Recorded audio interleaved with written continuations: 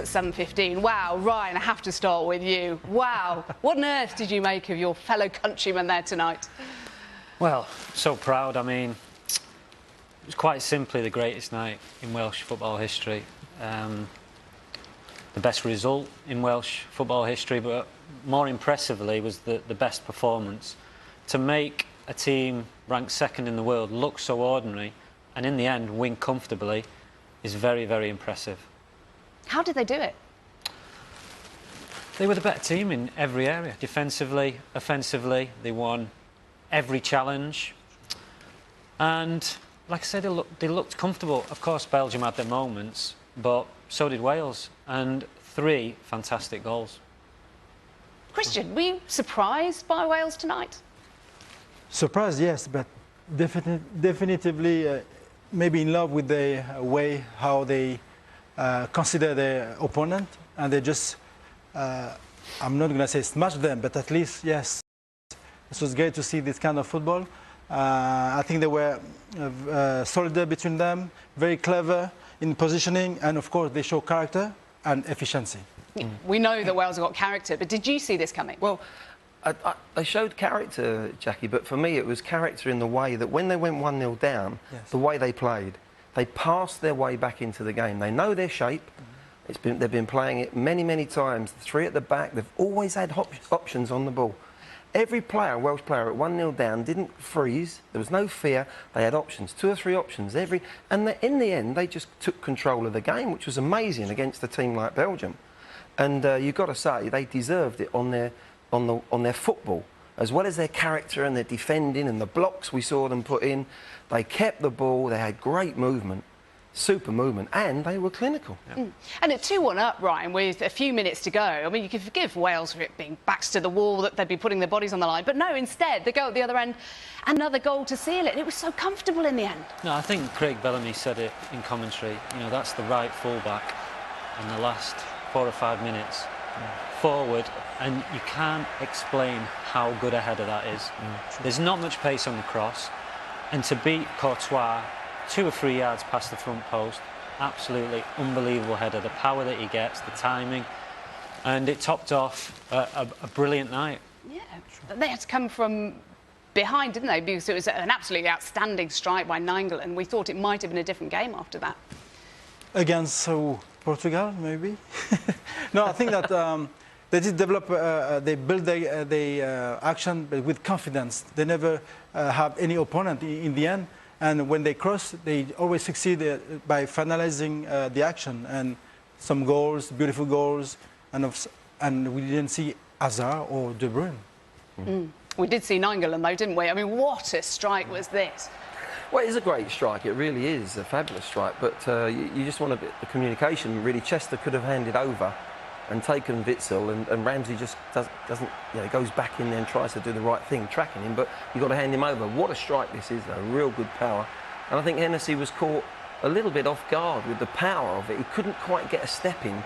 If he gets one step in, he might have saved that, actually, but credit to Nainggolan, it was a fabulous strike, it really was. Yeah, well, Wales came back, didn't they? And what a move it was for the Ashley Williams header. It was kind of unusual build-up, wasn't it? They're like queuing for a bus in the centre circle, in the penalty area. Yeah, obviously they've worked at this corner. And from there, it's very difficult to pick up your man because they're bunched together. And Williams, he doesn't have to do much. In fact, he stands still, more or less, and the ball comes to him. Yeah. And, yeah, De Bruyne on the post, comes off his post, should stay on his post. But great delivery, great header, great movement from the other Welsh players. And it was a fantastic goal to get us back in the game. Yeah, it's bizarre to think that's only his second for his country as well, because bearing in mind he'd scored against Luxembourg many moons ago. And the Hal Robson-Kanu goal, oh my goodness. The quality involved in the build-up to this move and the finish, of course. But I think the Welsh captain just showed the way to come back in the game, and by heading this corner kick. And yes, after that there's this moment in some players where something happened to him, and like yes, he did the gig movement to go to the left, come to the right, and after he kicked it. Yeah, it's true. tremendous goal, beautiful goals. I think if Johan Cruyff was here, he might want to dispute that with you, that it was the Giggs movement. But Yes. seeing as he's not here to represent himself. No, but I did think about that before the game finished, because we can see that also the Belgium squad was coming back, and then we go deeper to try to have the ball and try to at least to oppose the Welsh actions. Yeah, how would you describe that move for the goal of Hal Robson-Kanu? Fantastic goal. It was a real team goal. It was a beautiful ball. You can't give Gareth Bale this time and space to get turned and get his head up. Look at the run from Ramsey, but Kanu just takes the defender away. I think it's Oliveira. Just for a moment, he looks to spin him inside, and this is great midfield play. He just sees the opening and he's on his bike because he knows Bale can deliver. A beautiful first touch.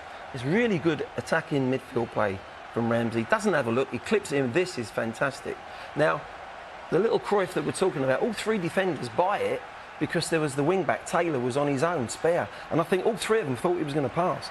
And that was the surprise element. And he's done a little Cruyff and finished it. And for me, that was just a wonderful... I mean, if that was Italy, Germany, Argentina at their best in the World Cup, you'd say, what a goal that is they've put together. Yeah, all the kids in Wales will be trying that tomorrow. Maybe across the UK and across Europe as well. A fantastic finish. Yeah, like Glenn said, I mean, it just... I'm still in dreamland, but... you can't actually believe this, can you? No, can't. But, I mean, it's a fantastic goal, and it just showed the mentality. That's the left. I was screaming, leave it, for Taylor. And Robson-Kanu ends up controlling it, and then shows the composure with a Cruyff turn and then the finish. But like Glenn said, all the defenders have gone to assume that they're going to pass to Taylor, and then and that's what's so great about the system. We saw the wing backs. Gunter gets the crossing for the header for Vokes. You've got Taylor coming in first half when Courtois made that unbelievable save. They're the wing backs. They're allowed to go. Chris has allowed them to go forward, and Chris Coleman's got to take an absolute bow. He's done brilliant. They've had one poor performance against England, and they bounced back, and credit to him. Fantastic. They haven't finished yet, have they? But of course, for the semi-final, sadly, they're going to be without Ben Davies and Aaron Ramsey. I mean, devastating for them. I mean, was this a fair yellow card for you? Did he have to give this? Do you think it was intentional handball? No, but the referee trying to get his hand out of the way, perhaps? It's too hard, the referee also. I need to say that. Sometimes... I mean, it's not in his mind, is it, the fact that he's going to miss the No, the ball came to his hand, I think. I don't know. I think he knew that he was splitting them. I think he's raised his hand, and as it hits his hand, he then tries to take it away. I mean, I'd love Ramsey to be playing in the semi-final because he's such a big player for Wales. But and he gave many assists. He gave many assists to... Yes, exactly. Yeah, he's a class player. But the referee's got to do what he's got to referee it as he sees it there and then. Yeah, well, since 2008, they've scrubbed the yellow cards after the quarterfinals, but now there's the extra round, so they've got to go 5 games and 2 yellow cards. It seems so harsh, but there's nothing they can do with it. But, I mean, what about Belgium? I mean, the highest-ranked team in this competition and ranked second in the world behind Argentina. True. The thing is, they didn't play as a real team, collective game, and I think that the 3 defenders were very naive against the Welsh actions, and we can see that they were lost in the game.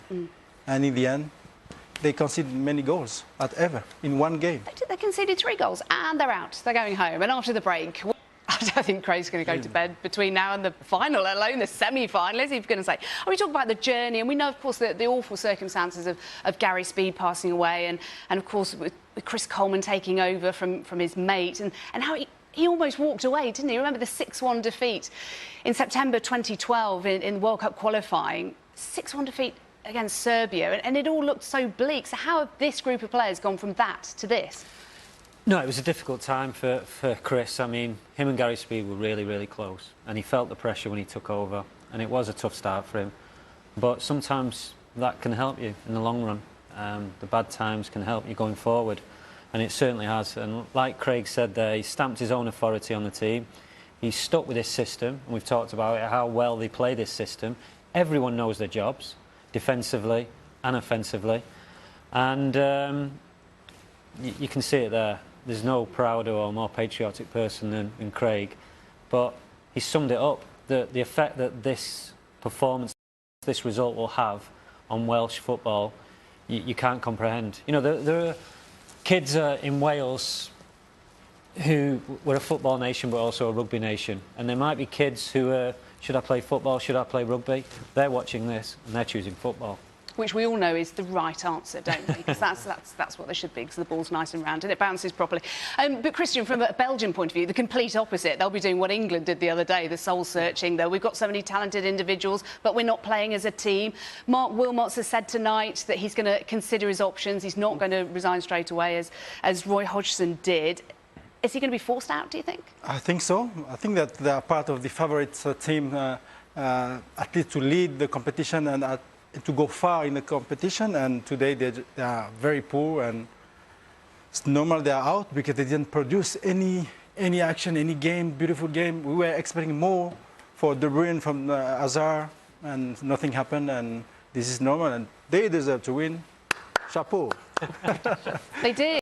As did Iceland the other night. I'm talking about England, Glenn. You are the current second favourite for the England job. Is there anything, in fact, what would you like to tell us about the situation? No, Jackie, I'm flattered that people in football are saying that I should perhaps have another go at it. I must say I enjoyed my time as England manager, I really did.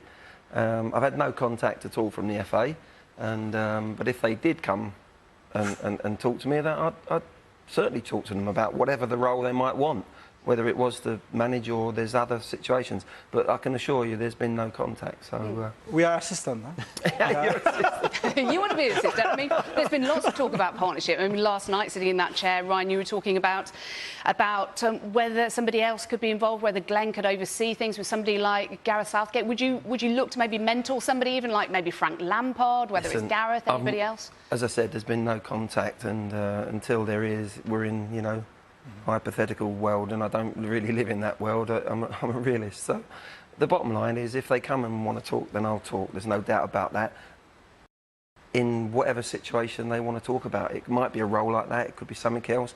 They might just want some feedback. I don't know. They might have their guy already. Personally, they you know, I think they probably might have already looked at somebody foreign. I don't know. And they're doing the right thing, obviously, by taking their time. It's a big call.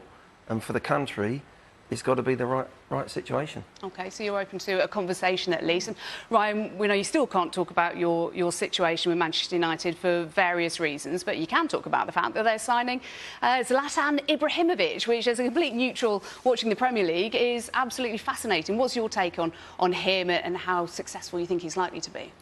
Well, I think it's a terrific signing. I mean, United, we were short of goals last year. And he's a proven goal scorer. OK, he's gone into the Premier League from the French League, which is weaker. But he's someone who, as a player, you see him walk into the dressing room and you're seeing a winner, you're seeing a character, and you're seeing a bit of class. So as a teammate, it lifts you. These are the signings that will lift the Manchester United team, and that's what you want. And it could be good for the likes of Rashford, do you think? Shouldn't be concerned, someone like him coming in? Of course, you want to learn and you want to watch firsthand, not only in matches, but how he conducts himself. And by all accounts, he's a very good pro. He's a winner, like I've said.